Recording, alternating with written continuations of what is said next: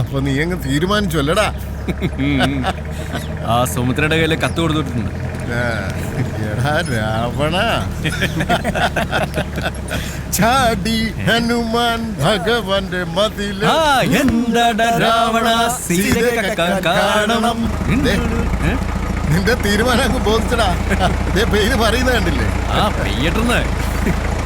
അതോട്ടെ ഇതിനൊരു വൈപ്പർ പിടിപ്പിക്കണ്ട. ഇനി അതിനും കൂടെ ഭഗവാനോട് കാശ് ചോദിക്കണം.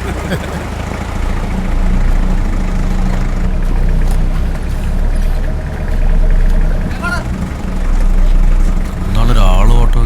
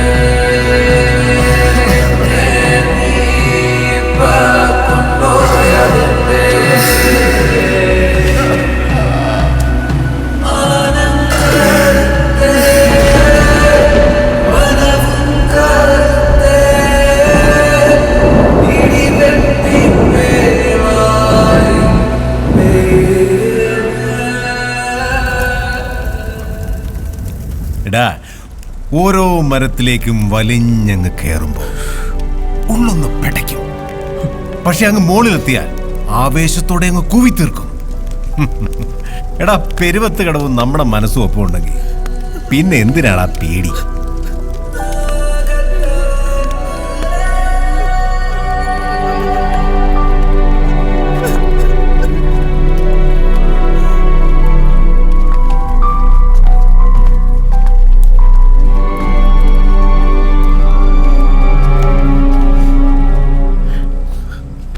അവന് പറ്റാത്ത ഉയരവും അവൻ കീഴടക്കി.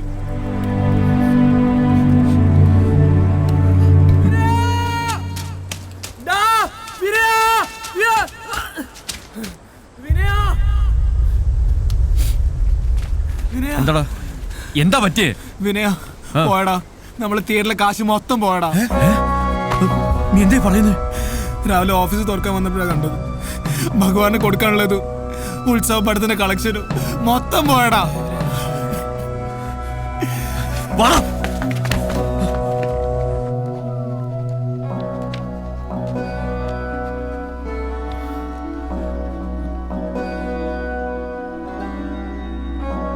ഇതറിയാവുന്ന ആരോ ആണ്. ഇവിടെ കയറി ഇങ്ങനെയൊക്കെ ചെയ്യണമെങ്കിൽ അത് അറിയുന്നവൻ തന്നെ ആയിരിക്കണം. മാധവൻ നായർ ഒരു പരാതി എഴുതി സ്റ്റേഷനിലേക്ക് വാ.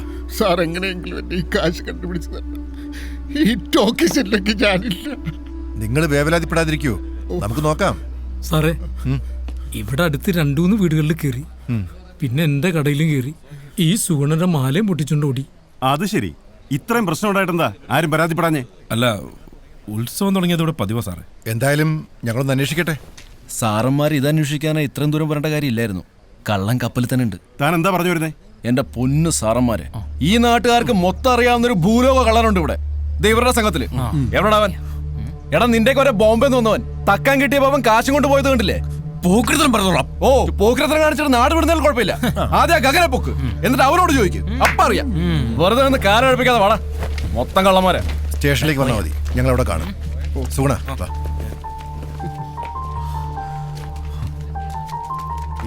പുറത്തുനിന്നുള്ള ആരുടെ കളി?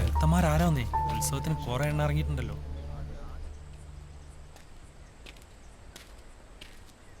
ഇനിയാ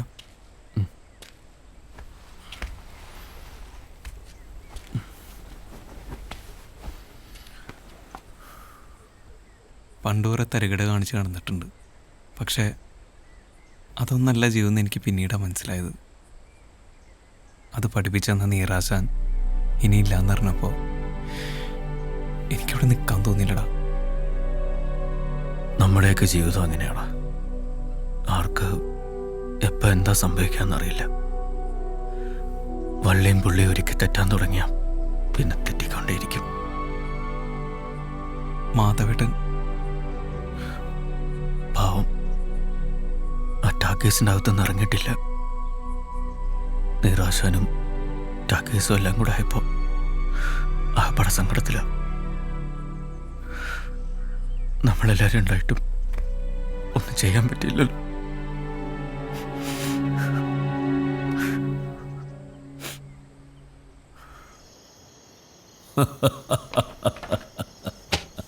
ശ്രീദേവി അളിയന്റെ ഒരു കാഞ്ഞ ബുദ്ധിയേ. ഞാൻ പറഞ്ഞല്ലോ ഗോവാച്ച, ആ സ്ഥലം കുറച്ച് കഴിയുമ്പോൾ നമ്മുടെ കൈ വന്ന് ചേരുന്നു. ശരിയാളിയാ, ഇനി എത്ര അവധി കൊടുത്താലും മാധവൻ ആ കണക്ക് തന്നു തീർക്കും തോന്നണില്ല. താൻ എന്തായാലും പണിക്കുള്ള ആളെ കൂട്ടിക്കോ. നാളെ സൂര്യൻ ഉദിച്ച് പെരുവത്ത് കടവിന്റെ മുകളിലെത്തുമ്പോൾ ആ ടാക്കീസ് ഉണ്ടാവരുത്.